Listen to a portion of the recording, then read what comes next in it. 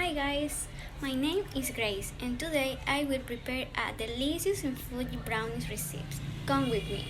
Ingredients: 200 grams of chocolate, half cup butter, 1 cup of sugar, half cup of brown sugar, 3 eggs, 1 teaspoon of salt, 1 teaspoon of vanilla essence, half cup of flour, 1 teaspoon of baking powder and 1/4 cup cocoa powder. Melt butter and add the chocolate and incorporate it in a bowl.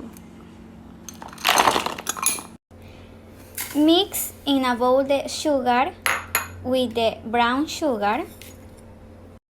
Later, add the eggs one at a time and mix after each addition until all the ingredients are blended.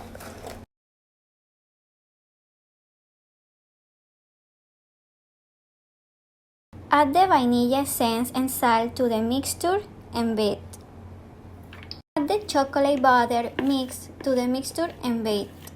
Sieve the flour with the baking powder and cocoa together and add to the mixture and gently fold into the batter. Grease the baking dish with butter. Pour the butter into the baking dish. Bake for approximately 30 minutes and don't forget preheat oven.